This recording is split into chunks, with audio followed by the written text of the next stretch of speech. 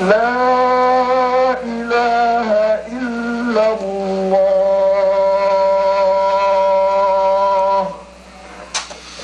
لا إله إلا الله. الحمد لله وأشهد أن لا إله إلا الله وحده لا شريك له. We praise God and we bear witness that there is no God except the one God. Today is the first day of a new year. It is January 1st. And I don't see a single person with a hangover in here. The first day of a new year, 1988, is also the first day of the rest of your life. And the Quran provides the ways and means of starting all over again. Anytime you want to. You can forget completely about the past and start as a totally new person, beginning a totally new life. The concept of repentance.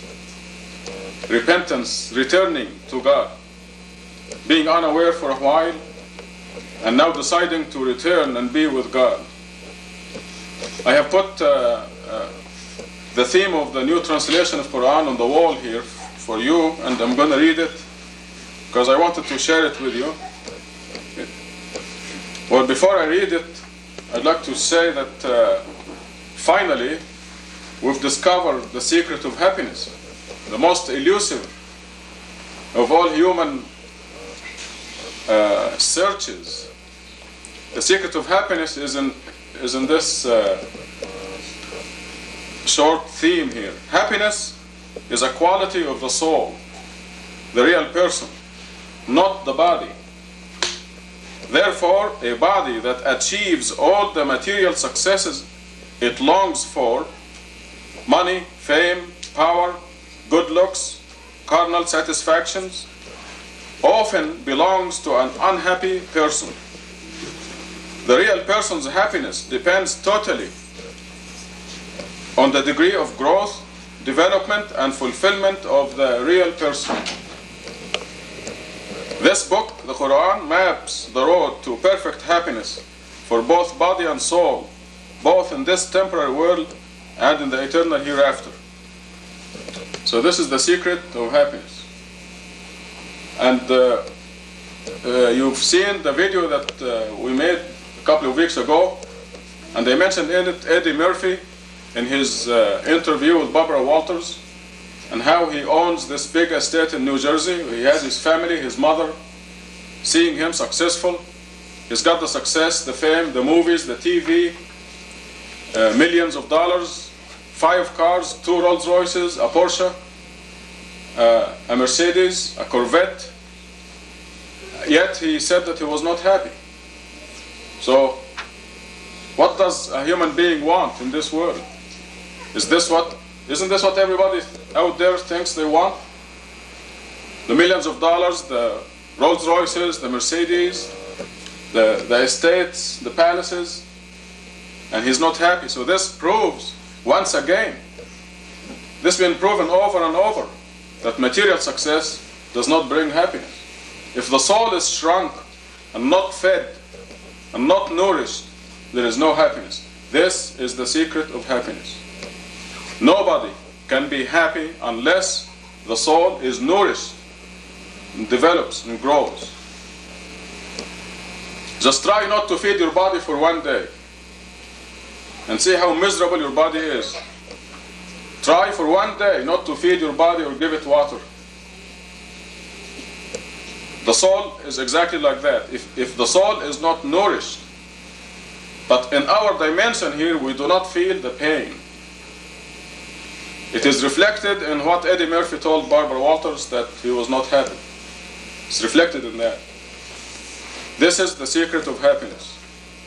A few weeks ago they had the Barbara Hutton story on the TV, and many of you saw it. It's the same thing, wealth, fame, anything she wanted. Yet you saw her in the program trying to commit suicide. This is a true story, how miserable she was. The exact opposite of happiness. So what does everybody out there want? You want money, fame, good looks, success. But then, if the soul is not nourished, there is no happiness. The nourishment for the soul, God teaches us in the Quran, just like is mentioned in the theme here, that the Quran maps the road to perfect happiness.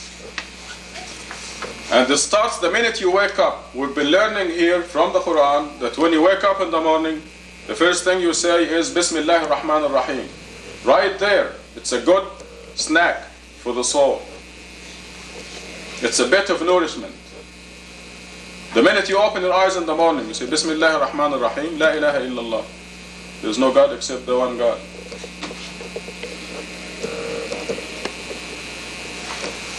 The Quran teaches us specifically, when you admire anything that belongs to you, you must say MashaAllah. This is the Arabic, you can say it in English. This is what God gave me in English. Say MashaAllah, you admire your car, your children, your spouse, your house, anything that belongs to you. And this invokes protection for your belongings, and it is nourishment for the soul. Because the soul is a piece of God.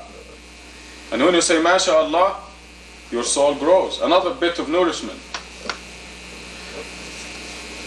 You praise God. You say Alhamdulillah, thank God or praise God when something good happens. When you finish eating. When you start your car, you say Bismillah. And when you start eating, you say Bismillah in the name of God. And when you finish, you say Alhamdulillah. Thank God. Praise God. When you see something wonderful, the sunrise or the sunset, or a flower, or a fruit, or anything God created, or a cute cat, you say, Subhanallah. God be glorified. Subhanallah, God be glorified. Anytime you think of God, because your soul is a piece of God, your soul will be nourished. Don't just eat the apple or the orange. Think, who made this? Where did it come from? Where did the apple come from? The perfect flavor, the perfect sugar, the perfect texture, the crunchiness. Who designed this? Where did it come from? It came from the air, by the way. And the liquid from the soil. That's where the apple came from. It starts as a little ovary, and then it grows. The leaves of the tree collect carbon dioxide from the air and link it together in chains. The sugar is carbon.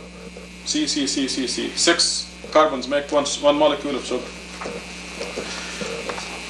So the leaves of the tree, photosynthesis, you heard of photosynthesis, and the energy from the sun, and the water from the soil.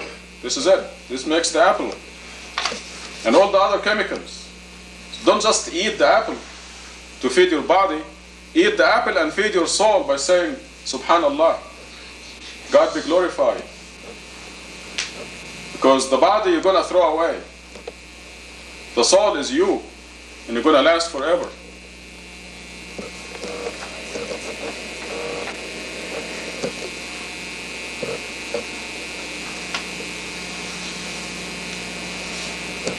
The best nourishment of all is the contact prayer, making contact with God. These are casual snacks. MashaAllah, Alhamdulillah, Inshallah. You should never say, I'm going to do something the next hour or at 2 o'clock or tomorrow or next month or next week without saying, Inshallah, God willing. You're going to shock your American friends first, but then they will get used to it and they will respect you later.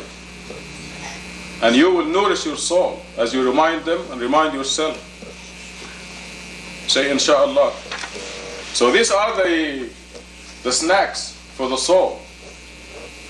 And they may barely spare you misery, be it temporary or eternal hell. It might. But the best nourishment is the 5 daily contact prayers.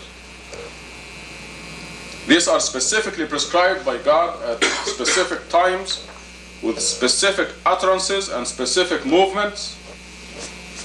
It's a numerical code. It's a combination that causes contact with God. Then your soul really grows. And like you heard on the tape the other day, the soul grows in leaps and bounds, which makes nourishment a lot more crucial and a lot more important than your meals for the body. Because, okay, you're going to give your body 3 meals today, how much will you grow today? The children probably grow at a higher rate. But what is the maximum you'll grow? 1 pound? Hopefully not. But the soul, if there is a weight for the soul, you may grow by 10 tons. The soul has a weight in the other dimension, not in this dimension. In this dimension, I think they determined that the soul is 1 ounce. They put a dying person on a scale, and they weighed him before he died and weighed him after he died. And the difference was 1 ounce. It's a scientific research. They wanted to catch the soul scientifically in the material world. But in the other dimension, wow, you know, when they go to the other dimension, they're going to see the angels and the jinns and all the other creatures of the other dimension. And 1 prayer very easily makes you grow by 10 tons. 10 tons. Iman, how many tons do you carry in your 18-wheelers? 80 tons? 40 tons, 80,000. 80,000 pounds over 2,000 is 20 tons. 80,000 pounds over 2,000 is 40 tons. 40 tons. Yes, 40 tons, yes. 80,000 tons. Okay, you can load Iman's truck with just 1 prayer. I don't think you'll forget this now. So this makes feeding, nourishing the soul all the more important.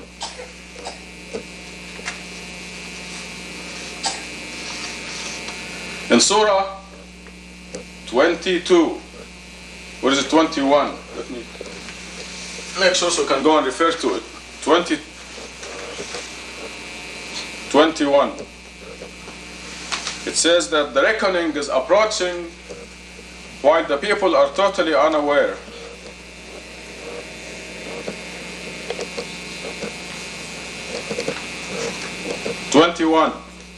The reckoning for the people is fast approaching, while they are totally unaware, heedless. Reckoning of what? It's calculating how much you deposited in your account, how much growth you attained for yourself. And you can't just wait and wait and wait and then try to feed a shrunken soul. There is such a time where it's impossible. You have to do it every day. You have to do as much as you can. This is what we're really here for.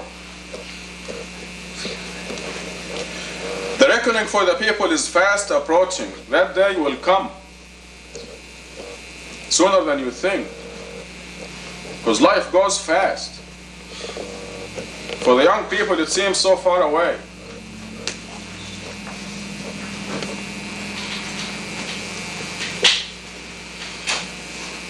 The reckoning for the people is fast approaching while they are totally unaware, heedless. Did you hear all the hullabaloo and the parties last night for the bodies that they throw away? They did nothing for their soul. If anything, they did things against the soul. It went into the negative.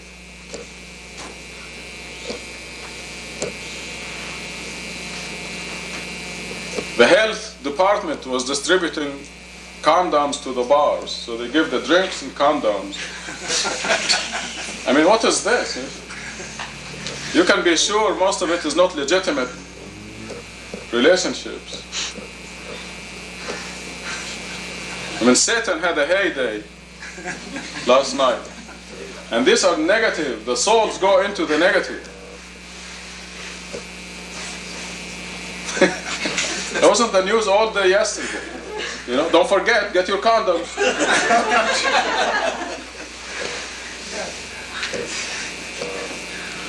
Whenever a new reminder comes to them from their Lord, they listen to it thoughtlessly. I mean, you remind them that they're going to throw away their body and their soul is going to remain forever and will be assigned a rank forever on the day of eternity. And they are thoughtless. Oh sure, they're so unaware. Their hearts are distracted. Satan succeeded in distracting them. And the wicked confide to each other, is he not just a human being like you? They will not take anything from you, any advice from you. They hate the advice. They hate the truth. Would you accept magic while you see? Their hearts are distracted. And in the second khutbah, inshallah, I think I discovered something I'd like to share with you that will help us not to be distracted. Tubu ilallah, repent.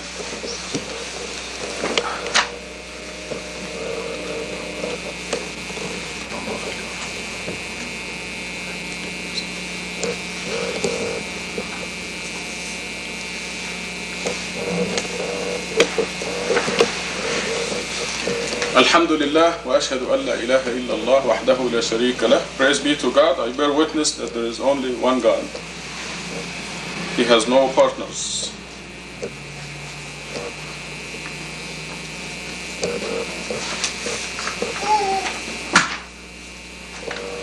We are a very, very lucky generation.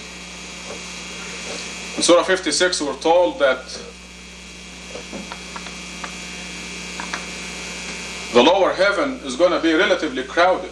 It's going to be full of all the children who die, all the people who die before the age of 40, and the adults who did not nourish their souls enough. It's going to be like the coach in the plane. Be crowded. First class heaven will not be crowded with big seats, comfortable. They all go to the same destination. See? But you remember going in the plane and these people sitting in first class looking at you like, I'm in first class. I have a big seat, And you go in there and you squeeze in this coach in the plane. They make a seat that you just barely fit in it. Especially if you're a little bit heavyweight like myself. You really squeeze in there. So the coach is going to be very crowded. First class, God says in Surah 56 that there will be multitudes of the early generations, which ours is one of them, and few of the later generations. God wills that this generation of ours witnesses a renewal of the message. The Christians have gone astray. They have been worshipping Jesus. The Muslims gone totally astray, worshipping Muhammad and the saints. And the people forgot about God. And all of a sudden there comes into focus God alone message. With this fantastic miracle that is coming to enhance that. I'm sure many, many people thought of it. And I have met a few of them. But they did not have the authorization or the power or this mathematical code in the Quran that points at God alone. 19 means God is one, God alone. And this is our generation. You can be sure that subsequent generations will be fewer of the people. I mean, here we are, we're pounding on each other's head every day. Let's worship God alone. Let's worship God alone. You're idol worshipping. I am idol worshipping. We are reminding we are a lucky generation. There will be multitudes of us, of our generation, inshallah, in first class, in the high heaven. Now the difference is much greater than first class and coach of the plane. But then as the message, as they move further from our witnessing of the miracle, we are witnessing the miracle before our eyes. And as they move further, there will be less and less, according to Surah 56.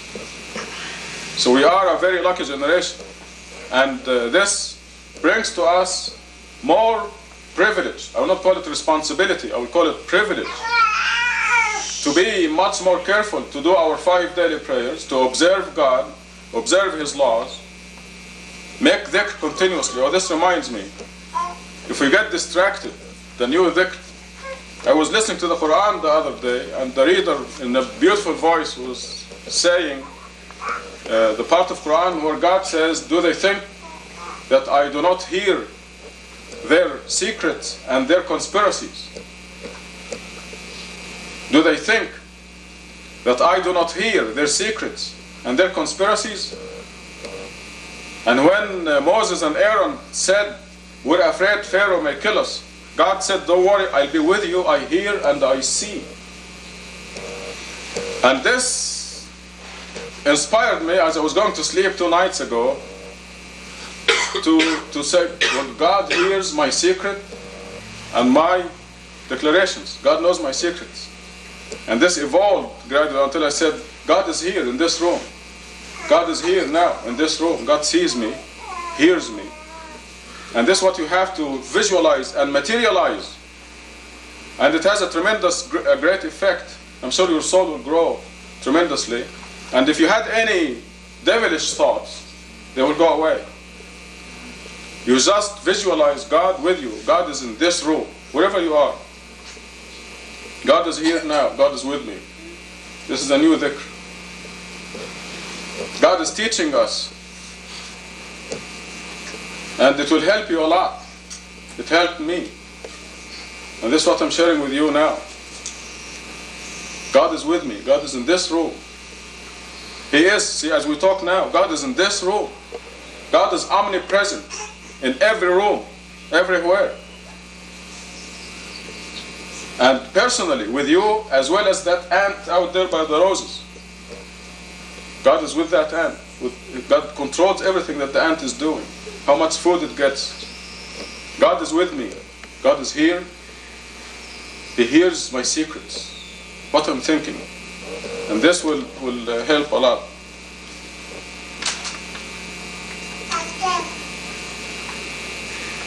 The miracle, I'll just give you a piece of news as to what I'm doing, since we're all in this together.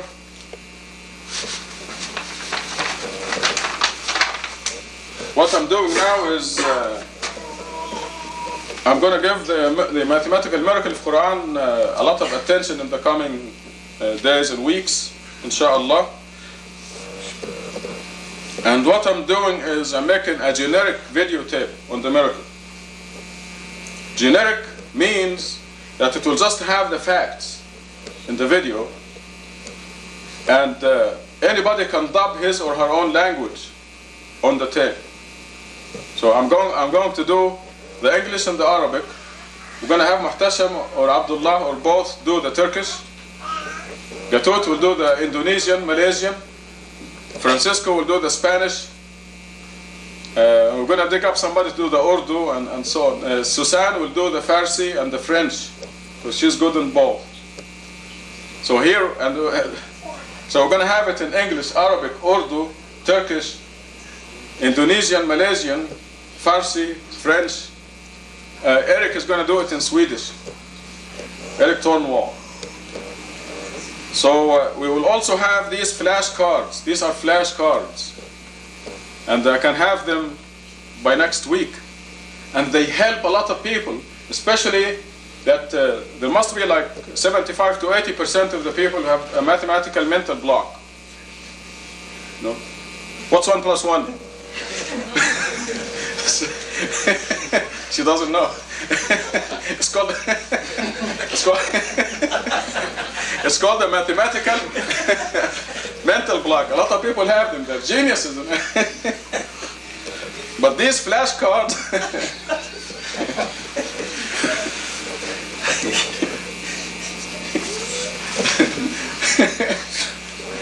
have to laugh at it. The flashcard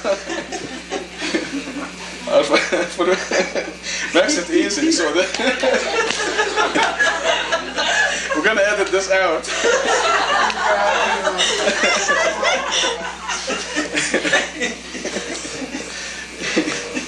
Sometimes you get intoxicated, you know. This is called God's intoxication. The smallest thing, the people who drank last night think they were intoxicated, And at first, the smallest thing makes him laugh, Then they wake up in the morning with a huge hangover. And sometimes God's people get like that, the smallest thing make him laugh out of control. This is the title. It says Mathematical Miracle of Quran. And this says, these are all physical facts. And this is the last statement before the actual facts. The Quran is mathematically coded beyond the human intelligence. This is Arabic and English, by the way. We're going to have a nice size cards for everybody. This is another statement, the last one, I promise. It says the Quran's mathematical code is based on the number 19. And here is fact number 1. You will see how simple it is. Fact number 1. Opening statement of the Quran, the Basmala, consists of 19 Arabic letters. This is fact number 1. Fact number 2. The Quran consists of 114 surahs, or 19 times 6. Fact number 3. First revelation of Quran was 19 words. Fact number 4. First revelation, the 19 words are 76 letters, 19 times 4. First revelation is 19 verses, and it goes on like that. Last revelation was 19 words. So they're all concentrated facts. This is the quick summary. And then what I will have after this will be the pictures from the Blue Book, for example, where it shows Bismillah ar-Rahman ar-Rahim broken down into letters, 19 letters. And then Gatut will say it in Indonesian. These are the documentation now of these facts. These will take only like 5 minutes, all of them. And then, so we'll come to fact number 1, the documentation for fact number 1. Gatut will say in Indonesian, the Basmala consists of 19 letters as you see. And anybody can say it in any language. So.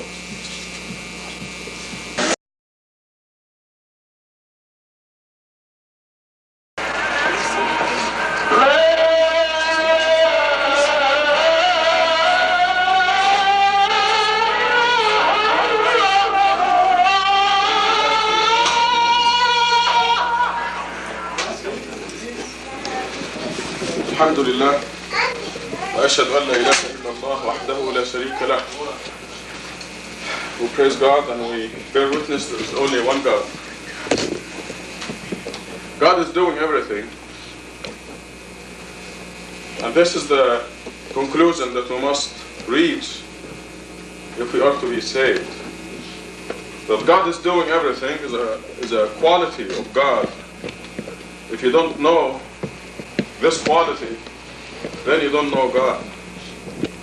And this is why the Quran is full of those verses talking about people who do believe in God, but they're going to hell because they do not know God as He really is. In Surah 8, verse 17, we're told that there was the appearance of a battle with a small handful of believers fighting a big, huge army of disbelievers.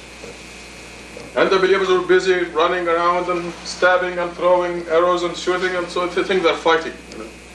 But the verse tells us that God is the one who is fighting. God is the one who did the killing and the throwing of the arrows. God is doing everything. We only do the decision to be with God or not. And the whole design of this life is to effect a test for each one of us. This whole life is a test, nothing else. And then we read in Surah 51, verse 56, that God created this whole universe, created us just to worship Him alone. Anything else are just the means for provision. The jobs, what you do to go to school, find work, develop your talents, or whatever, is just an outside appearance to provide for you, give you the dollars, the food, the roof over your head, and so on. But the main job, when you wake up in the morning, my main job today is to worship God alone and to observe my duties towards God. All those duties, of course, are designed for our own benefit, to develop and grow our soul. through the prayers, the fasting, and so on. But the whole world is designed for a test, in that a person is required to pray before sunrise, for example, in order for his or her soul to grow and develop. And some person may say, oh, the sun is rising too early. 4 o'clock in the morning, in July and August. They complain. But the sun rises at 4 o'clock, I'm not going to get up at 3:30 to do the morning prayer. So God says, okay, I'm going to make it rise at 7. And God designed the earth a little bit lopsided, so it will go up and down in front of the sun. In this way, creating the winter and the short day and the long day. And God will say, okay, now the sun is rising at 7 o'clock. Are you going to pray the morning prayer before sunrise? See, God designed the test this way. And God nullifies the excuses of everybody in order to see who is going to make it to the highest heaven. And that is the person who's going to pray before sunrise, no matter what time the sun rises. And also to assure the place of those who are going to the lowest pit of hell, because even when the sun rises at 7 o'clock, they will not pray the morning before sunrise. So you can see the range of the time of sunrise and how God did it to sift out the ranks. The people who will pray when the sun rises at 6, and people who will pray when it rises at 6:30, and people who do the morning prayer when it rises at 6:45. So there will always be dropouts. And there will be those who pray no matter what time the sun rises. 3 in the morning, they'll be up at 2:30, and they'll do the morning prayer and go back to sleep, but they will do it. People will say, I'm going to fast in Ramadan 16 hours. The day is 16 hours long, and I'm going to eat no food, no water for 16 hours, and it's so hot. God says, okay, I'm going to cool it down for you. I'm going to make it 7 hours. And God does that. So you can see that the fasting days range from 7 hours, 9 hours of cool day to 16 hours of hot days. And you can see the test going on. And you can see the dropouts. Some people will fast even if the day is 20 hours in August. And nobody dies anyway from that. It's good for you. It takes down your blood pressure, reduces your weight and all that. And nobody dies if he or she fasts for 2 consecutive days. But there are people who will fast even if the day is 20 hours long. For the last 19 years, we've been giving the Muslim world evidence that they have deviated, that we must adhere to the Quran alone. And we've been showing them the verses in Quran. So they said, well, who is this Rashad Khalifa? He's an ignorant person. He's never been to Azhar. And he's duping the ignorant people who don't know anything about Islam. They wrote this. They published it. They lectured and so on. He's a science man. He's not a religious man. If you hear it from a scholar from Azhar, then you can, they wrote down that Rashad is ignorant. He doesn't have a religious degree. He's not from the Azhar, and he's deceiving the ignorant people. And God said, okay, I'm going to nullify, like the long day, the sunrise at 7. He said, okay, I'm going to produce for you the best Azhar scholar. And he's sitting right with us right now. He's not a usual Azhar scholar. He is one in a long time that was the first of his class in the freshman, sophomore, junior, and senior years. He's not a common Azhar person. He didn't have a connection. A lot of people in the Azhar have connections with the dean or the president of the university, and they pass, and so on. But there are special students who get these degrees, and they are graduate with the first honors, they call it. And he's one of those, one of the unusual students. And when he graduated, the first of his class, he was hired in the university, and he taught at the university, and he made his PhD on the same subject that we preach here in this mosque, that the Prophet will not intercede on your behalf in the Day of Judgment, that the prophets are human beings who made mistakes, And they gave him the PhD with the highest degree ever in the Azhar. So it's not just, God said, I'm going to give you an Azhar man, not just an Azhar man, I'm going to give you the best. And so he goes out and he teaches, and he steals the students from all the other professors. I mean, these are facts that are recorded now in the headlines and the front pages that came out in the last month as he was in prison, and our powerful Fatha got him out, alhamdulillah. But he would go and teach in the senior class, and then he will go to teach the next period. He will be in the sophomore class. The students from the senior class will follow him to the sophomore class, and the professor of the senior class will complain, where are my kids? Where are the students? Oh, they followed Subhi Mansour to the sophomore class. So he raised a lot of jealousy within the university, besides the fact that he was preaching exactly, it's identical to what we've learned here in this mosque and what we've been preaching. And the enemies of Quran, the enemies of God went crazy because God nullified their excuse. He said, okay, you don't like Rashad Khalifa was a chemist, here's an Azhar man, one of your own and one of your best. And he's preaching the same thing. He discovered the truth. And I don't know where did God hide him from Satan, because Satan monopolized all those Azhar people. He escaped somehow. God protected him. So he was supposed to give the khutbah today, but he refused. He said, I want to see your system first. Then I will give the khutbah. Also, he wants to increase his mastership of the English language, which he does very well. It really surprised me. But we have now this newspaper saying, how did he get the PhD in this subject? Now they want to put his committee on trial. Why did they give him the PhD? How did that happen? And this happened to be the leaders of the Sunnah Institute. I mean, the chairman of his PhD committee is now the head of the Sunnah Institute in Cairo. And he says, how did I do that? They just can't figure it out. But he is a living proof of God's power. They are saying that let's take the PhD back from him. It's things unheard of. How can you take it back? I mean, not only are they saying, how did he get the PhD? How did he get the PhD with this high degree, high honors, the highest honors? They call it the first honors. They call it Martabat al-Sharaf al-Ula in Arabic. The rank of the highest honor. And it had all these things, and they cut it down, by the way. But after cutting out whatever they wanted, they still don't like it in the newspaper. So this shows you the power of God and shows how God nullifies the excuses of the people in order to effect the test.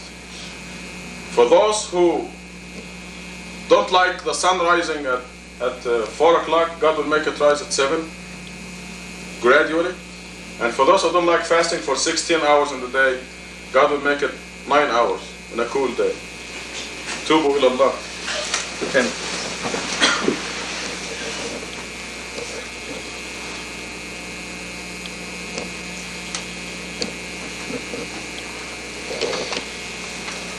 Alhamdulillah, wa ashhadu an la ilaha illallah wahdahu la sharika lah. I know many of you are anxious to hear our report on our Canada trip. One of the purposes of the khutbah on Friday is to study our affairs and see what is going on. And Dr. Mansour and myself went to Canada in the weekend, and there were a number of miracles that happened. First of all, somehow I forgot that an Egyptian going to Canada needs a visa, an entry visa. And what is worse, an Egyptian who applies for a visa in any Canadian consulate, they have one in Seattle. There is a 5-day mandatory 5-day waiting period.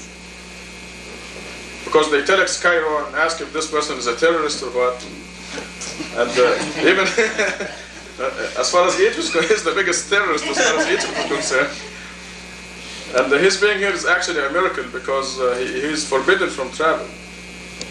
There were people in the prison who were there for years for religious reasons because they offended the person who's interviewing them or something.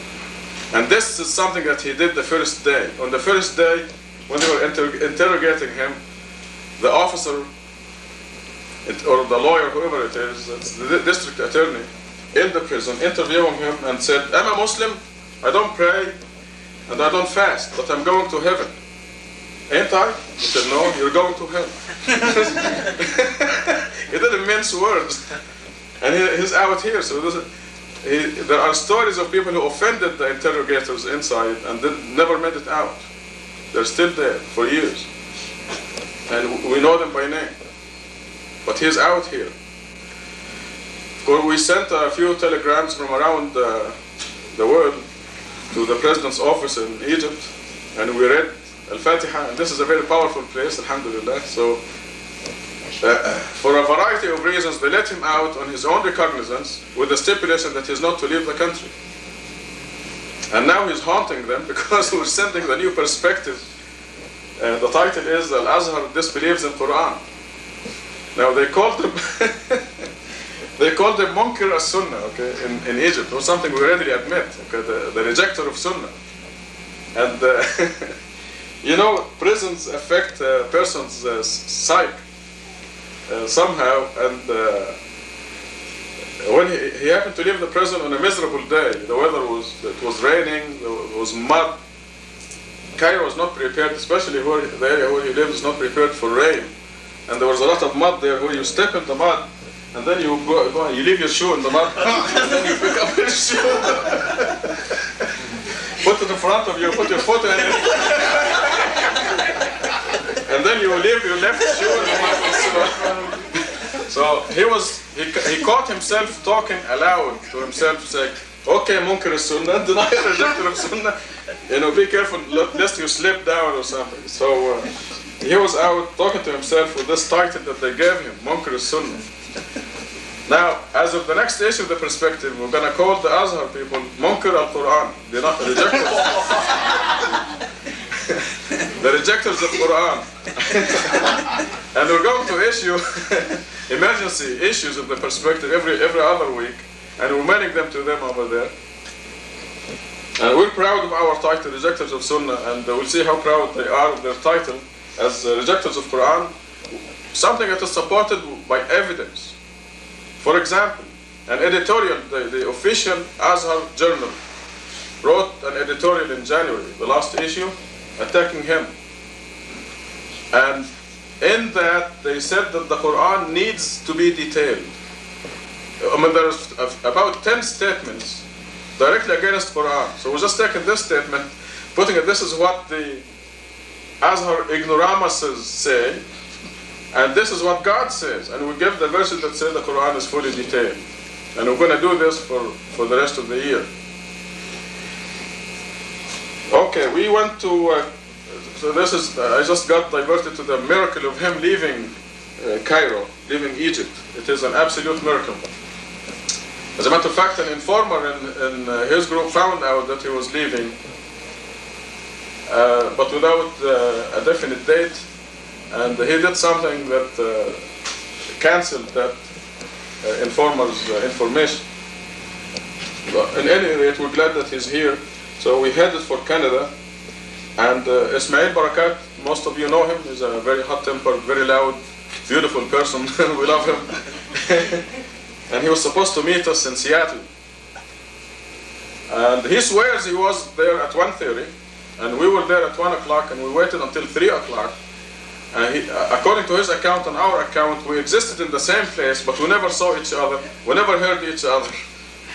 Loud as he is, and he said, he said, I even took the public address system and I called you. We didn't hear a thing. We didn't see him, we didn't hear him, he didn't see us, we didn't, and there was nothing anyway. So we waited until the next day when Raymond Catton, now Ismail went back to Seattle, and I had nothing to do, so I tried to smuggle Dr. Mansour into Canada. It didn't work out. I rented the car, went to the border, and usually they let you pass, because the guy at the bus said, where are you from? I said, Tucson, Arizona. He said, can I see some IDs? I said, okay. So we're gonna turn around.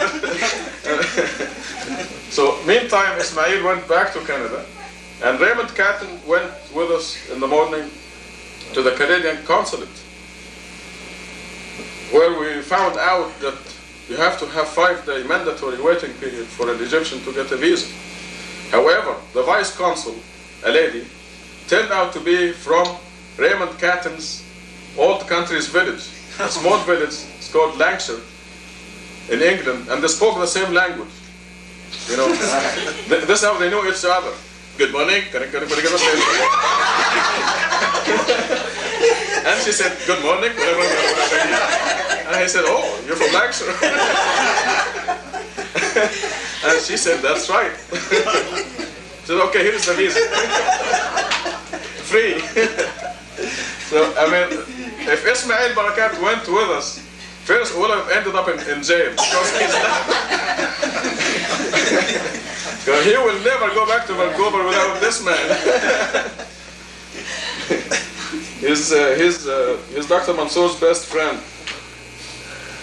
And had they mentioned that you cannot have a visa to enter Canada, I mean, Barakat would have destroyed the consulate. I'm telling you, we would have ended up, so thank God, we just didn't see him, and he didn't see us. So with all these delays, we made it to the Friday prayer in Vancouver. And we went immediately after the khutbah. And they just finished the khutbah and the prayer, so we sat with them, and they all cancelled going back to work or anything, and we sat until 4 o'clock, from about 2 o'clock to 4 o'clock. And we got to talk to them, and we discussed a lot of things. We did exactly everything we wanted to do in the Friday prayer. And then we had meetings on Friday night, Saturday night, and Sunday night in 3 different places. There were about 50 or 60 people, and everything was just fantastic. The objectors of the past didn't even show up. There were no more objections. And what I carried with them to them is the new profound conclusion that we all must have, and that God is doing everything.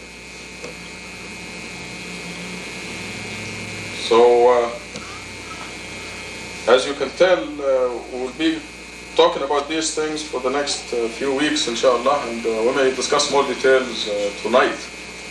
And you will get a chance to greet Dr. Mansour. We're glad he's here, and it is a tremendous victory. So it is time to quit. Aqim as-salah.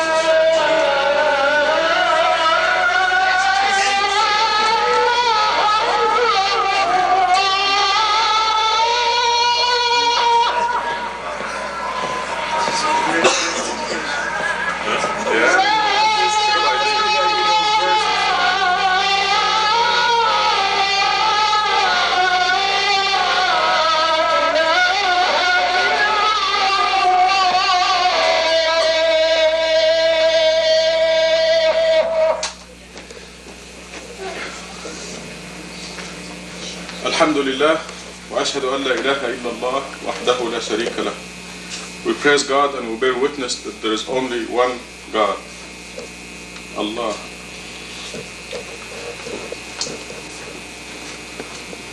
I want to talk today about the whole idea behind our existence here. It is very important to define our goals. The distinction between God's kingdom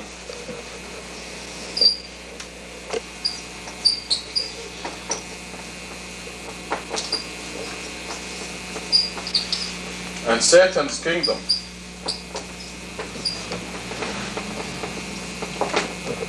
is the whole idea in this world.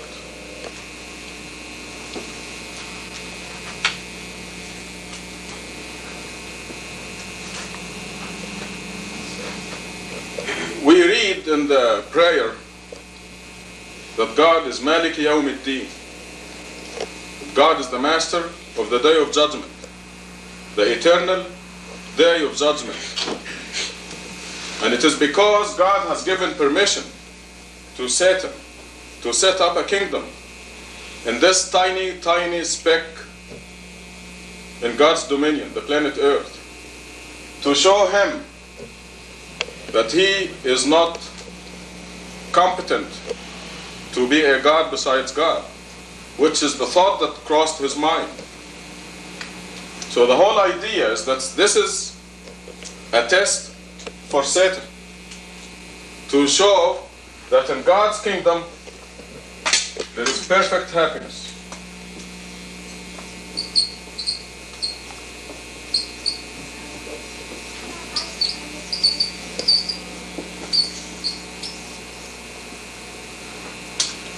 And I mean by perfect happiness, perfect health, perfect wealth, perfect joy. Satan's kingdom is plagued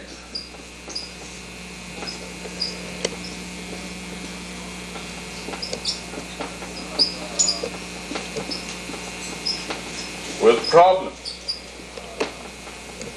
So this is what I want you to remember always, that the distinction, the whole idea is a distinction between God's kingdom and Satan's kingdom. That God's kingdom has no problems once you pass all the required tests, and once you come to the point, this point of perfection, when you are in God's kingdom. And that Satan's kingdom is plagued with problems. Our soul grows and develops, and this constitutes the secret of perfect happiness in this world. As you see on the wall there, that's the theme of the new translation. The secret of happiness in this world is a fed, nourished soul. You ate breakfast today, or lunch, or snack, or something. You ate something today. You gave your body something today. And the people who did not feed their soul, they have a starving soul, without feeling the pain. The pain will show up all at once when the separation happens between the body and the soul. Right now the soul is obscured by the body, and the pangs of starvation and pain and hunger are not felt. It is felt later on, when it is too late, and when it is eternal, and when it is called hell. So the whole idea is setting up a distinction between God's kingdom and Satan's kingdom. How do we join God's kingdom? We have to do things that are ordered by God. We have to follow the commandments and abstain from the prohibitions. It's very simple. It's listed in the Old Testament, the New Testament, and the final testament, the Quran. You remember the famous statement when in the New Testament somebody went to Jesus and told him, how do I attain salvation? And Jesus said, follow the commandments. A very simple instruction. And now the commandments are listed in detail with a built-in proof telling you this is from God, this is what you should do for your own good, and this is what you should not do for your own good. This is how you join God's kingdom. If you don't, you'll have a starving soul, a shrunk, weak, unnourished soul that cannot be happy no matter how much the body achieves of money or fame or whatever, success.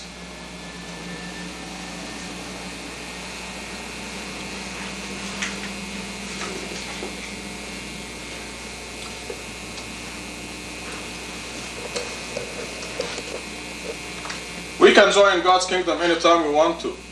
It's wide open. And you can join it right now. In order to guarantee this perfect happiness, you guarantee success in this world, where no problems, no headaches, no diseases. We can do this anytime. Anybody can do this anytime. And after you join, for a while, there is a period when you may step out of God's kingdom. And then God pinches you, if He loves you, if He cares about you, and you come running right back to God's kingdom. But as long as you're inside God's kingdom, there's perfect happiness. You will be in God's kingdom only if you know God, recognize God, believe in God as He is. Mainly, the most important point, that He's doing everything. That everything is done in accordance with His will. That God is doing everything. It boils down to this statement. It is much too complicated for most people to understand. But you must know that. If you know God, you will know that He's doing everything. Then nobody will bother you. Your supervisor at work will not bother you because he's not doing anything. And you look at him, whether he's promoting you or reprimanding you, as God's work. And if you're perfectly in God's kingdom, you know that whatever is happening is for your own good. You'll understand it, and you will be perfectly happy. So we can join God's kingdom right now through something that's called repentance. You can make a pledge right now that you will join God's kingdom, you will be firmly in God's kingdom, that you will follow His commandments, not because you're doing Him a favor, because you are doing you a favor. You can pledge to join God's kingdom right now by doing the 5 prayers, because you need it, because you need to feed your soul. The Quran makes a very important point on showing off. Some people may pray because they're showing off, or some people may not pray because of peer pressure. They're embarrassed to pray in front of their friends. So what this person is doing is he's cheating himself. It's exactly like eating continuously no-calorie food for the body. If you eat no-calorie food exclusively, you cannot live. Your body will die. And the same with the soul. We cannot cheat ourselves by showing off or by not praying because of peer pressure or because we're embarrassed from our friends. You will never be too embarrassed to eat lunch or dinner or breakfast. So your body is getting its rights fully, but not the soul, if you are affected by peer pressure or showing off. So when I say repent now, I want collectively, all of us, to join God's kingdom. That we're going to pledge to be in God's kingdom for our own good. That we're going, you want to pledge that you will never tell a lie, you will never sin. And you mean it, as of now, that you will be in God's kingdom. You'll carry out the 5 nourishing meals for your soul. That you will follow the commandments in the Quran. You're going to fast the month of Ramadan, which comes April 17, by the way. You must be ready as of now. That you will not backbite anybody. You will not hurt anyone. Unless they're fighting you in the cause of God, which doesn't happen here. This is a free land. That you will follow the commandments. And you make this solemn pledge now. God says there's a commandment in the Quran that says, Ya ayyuha alladhina amanu, O you who believe. This is directed to those who believe. Tubu ilallah, repent to God, meaning enter into a covenant with God. Tawbatan nasuhan means irrevocable repentance. Irrevocable. So you mean it. As you repent now and as you pledge now to enter God's kingdom and attain perfect happiness. And God will believe you, will take your word for it. When you make a covenant, He will accept the covenant. And God says in the Quran, أَوْفُوا بِعَهْدِي أُوفِ بِعَهْدِكُمْ. You carry out your part of the covenant, I will carry out my part of the covenant. Which is this, the perfect happiness.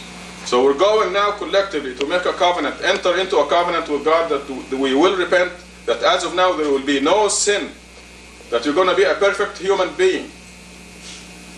And then you're going to keep your part of the covenant. Tubu ilallah.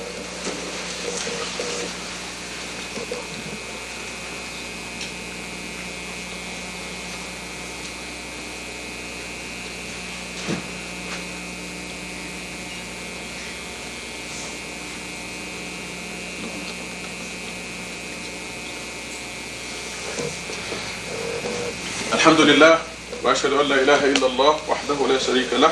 We praise God and we bear witness that there is no other God besides Him. Congratulations, we probably shook the galaxy. Just this group of us pledging, entering into a covenant with God. And God accepts you with open arms. As we recite Al-Fatiha in the prayers, we say Bismillah ar-Rahman ar-Rahim. Ar-Rahman ar-Rahim, the most gracious, most merciful. And God's mercy is beyond our imagination. God is merciful beyond our imagination.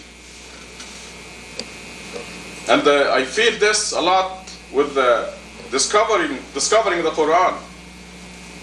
For example, you tell the human beings, when we learn that Allah subhanahu wa ta'ala gives the human being 40 years to make up his or her mind. 40 years of research, looking around, studying, and then deciding. People say, no, what do you mean 40 years? That's too long. Because people are mean. They are not as merciful as God. And many people, I tell them, a person who dies at the age of 35, and he didn't pray, he didn't fast, he didn't do anything, is going to heaven. I say, no, send him to hell. You know?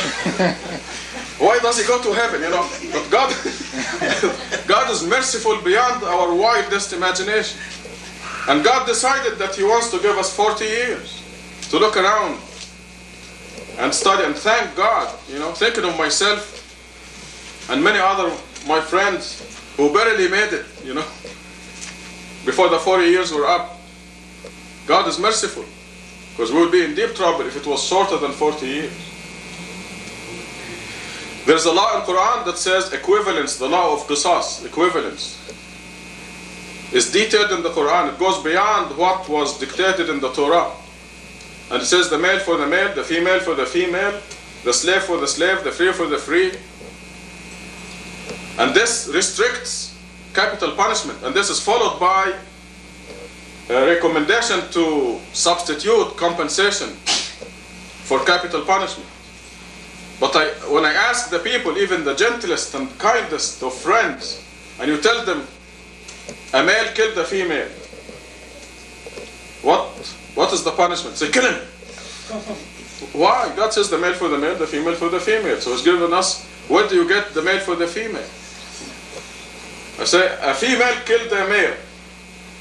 What is the punishment for this murder? Say, kill her, kill her. Why? I mean, you look at the law, but when I discuss it with them, and they look at the Quran, they see that God's mercy is there. And we cannot violate these laws. We are mean. God's mercy is beyond our wildest imagination. This verse, the male for the male, the male for the male, the female for the female, and so on, is followed at the end of the verse. من اعتدى بعد ذلك فله عذاب أليم. Anyone who transgresses this law after this, which indicates this is a new law, بعد ذلك, after this, will suffer a painful retribution. So it is very clear in the verse, and everyone that had discussed this matter with, they agreed finally with the Quran. They could see God's mercy there. That the verse leans favorably towards compensation rather than capital punishment. So God's mercy, Ar-Rahman Ar-Rahim, is beyond our imagination, and we must, I'm going to go into another subject now, and this is, how do you act on behalf of your friends? You have a very dear friend, and somebody says something unkind about your friend. What do? You just sit and take it? and you and your friend, or do you defend your friend? If you know that your friend is not a cheater, for example, and somebody tell you that this friend of yours is a cheater, you will become upset on behalf of your friend, and you will defend your friend. You say, no, he's not a cheater. So, I come from a background with a lot of garbage that I must get rid of. We all do. And God teaches us through examples. When Brother Dr. Mansour mentioned in one khutbah that the thing that we all came from, we all believed this at one time, that God ordered Abraham to kill his son, his only son. We learn from our research and looking at the Quran in detail that the Quran never says that God ordered Abraham to kill his son. There is a law in Quran that God does not command vice.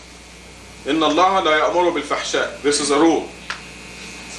And God's mercy will, with this, knowing this about God's mercy, do you think He will tell somebody, go kill your son, your only son? You know, I expected many of us to go to Dr. Mansour, for example, and say, we studied and we did research, we looked in the Quran, and we discovered that God never told Abraham to kill his son. You must stand up for your friend. God wants solid friends who will not take any statement that contradicts God's qualities. If somebody accuses you of being a cheat, and you are in a position of power, you are forming a cabinet, for example, a government, and you're a president of some company, chairman of the board or something, and you know that this person, even though he or she loves you, thinks wrongly that you're a cheat. How will you act towards this person? If you think of God that He commanded somebody to kill his son, an act of vicious, merciless, a command, how will He feel about you on the Day of Judgment if you feel that way? I discussed the matter with Dr. Mansour, and we looked in the Quran, and he said, that's right. He read the verses. And it said, إِنِّي أَرَى فِي الْمَنَامِ أَنِّي أَذْبَحُكَ. I see in a dream that I'm slaughtering you. I said, that's right. You know, God didn't order Ibrahim to kill his son. Doesn't say that in the Quran anywhere. يَا إِبْرَاهِيمُ لَقَدْ صَدَّقْتَ الرُّؤْيَا. You believed your dream, if you look at it. But you see what they put on our heads as we were growing up, all of us, and it comes from some distortions in the Bible, that God ordered Ibrahim to take your son and kill him. And it affected all of us. But we have to look in the Quran and derive our information from the Quran. And had God ordered Ibrahim to kill his son, He will tell us. But He wouldn't, because God put the rule. He said He does not command fahsha, vice, gross matters. God will not be afraid to tell us if He did do that. And we will accept it if He did do that. But He didn't. God's mercy is beyond our wildest dreams. Ibrahim thought that he received a command from God in that dream. But you see, the crime is magnified because they tell us that the dream of the prophet is truth, which makes them not humans. So, I mean, it turns into idolization of the prophets. So it's a gross crime from many, many angles.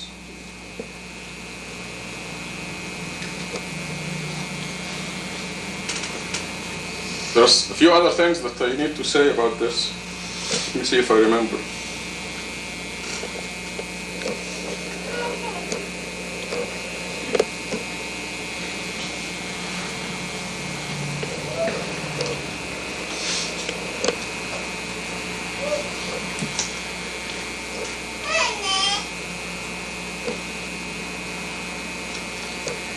I know there's something that I'm forgetting to say. So maybe I'll remember it in the prayer. It has to do with Ibrahim thinking that he was killing his son. So he went ahead. God intervened. It's exactly the other way around. I mean, it's contrary to what most people believe. God only intervened to save Ishmael. Ibrahim's son. So not only he did not order Ibrahim to kill his son, he intervened to save the son, because Ibrahim was a sincere believer. He was in God's kingdom. And God will not let him. God will not allow you to fall in sin. God will not allow you to do something wrong when you're in His kingdom. He will not allow you. He will not let you do it. And you made the pledge, you're in God's kingdom.